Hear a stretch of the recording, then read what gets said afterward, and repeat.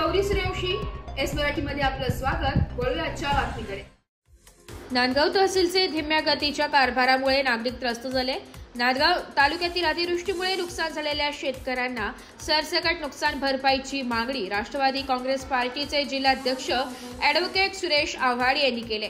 17 October शुक्रवार रोजी नांदगाव तहसीलदार यांना या संदर्भात निवेदन देण्यात आले।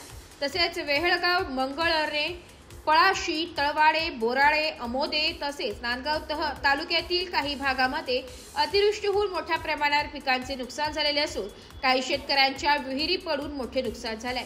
तसेच काही पशुधनांचे देखील नुकसान झालेले।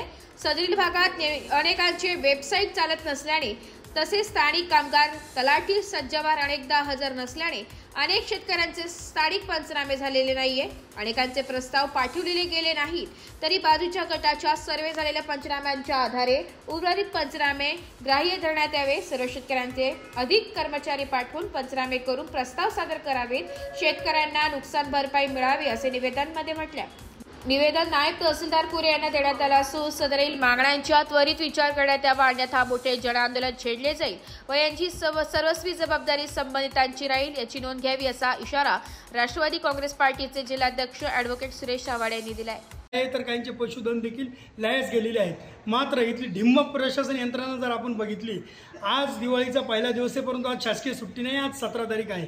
आज आता 4:30 पावणे 5 वाजलेले आहेत। पावणे 5 वाजता जर बघितलं असेल तर नांदगाव तहसील पूर्ण कार्यालय रिकामं झालेलं दिसेल।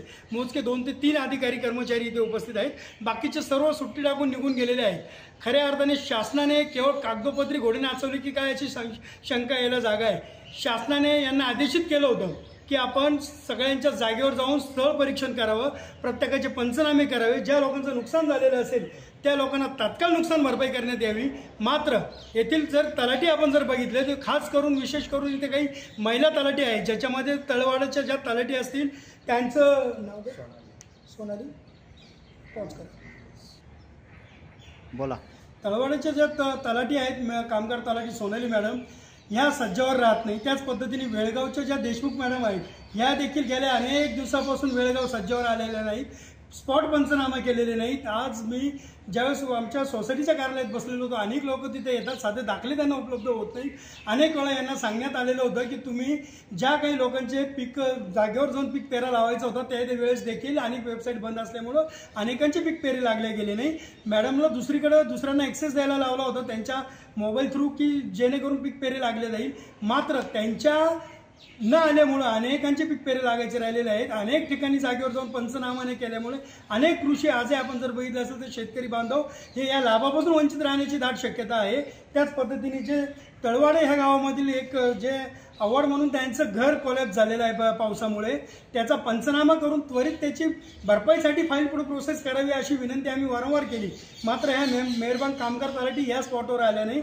यांनी उलट उत्तरं यांना दिली की तुम्हीच आमच्याकडे फाईल घेऊन या, कागदपत्र आणा आणि इथे आणून आजच्या आत आलं तर आम्ही घेऊन येते, घेणार नाही।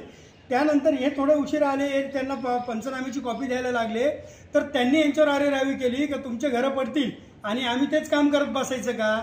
म्हणजे एवढं ढिम्म असं प्रशासन, याचा आम्ही सर्वप्रथम जाहीर निषेध करतो। याच्यात सुसूत्रता आणली पाहिजेत। आपण जर असा आम्हाला इथे दाट संशय की नांदगाव म्हणजे काय कुणाला उचलून शिक्षा देण्यासाठी हे तहसील कार्यालय की काय, कारण इथे एकाच्या तोंडावर उत्साह दिसत नाही।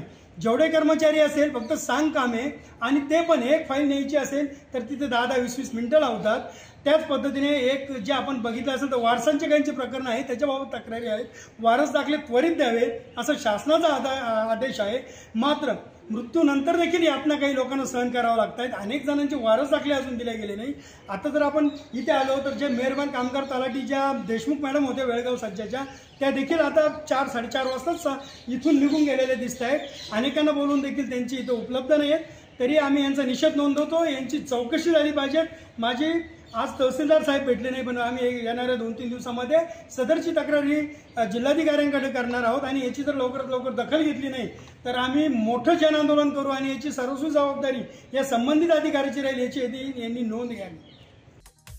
एस मराठी न्यूजसाठी जिल्हा प्रतिनिधी विजय बडोदे, नांदगाव। अशाच नवीन ताज्या घडामोडी जाणून घेण्यासाठी आमच्या एस मराठी न्यूज चॅनलला लाईक करा, शेअर करा, सबस्क्राईब करा आणि बेल आयकॉनला क्लिक करायला विसरू नका।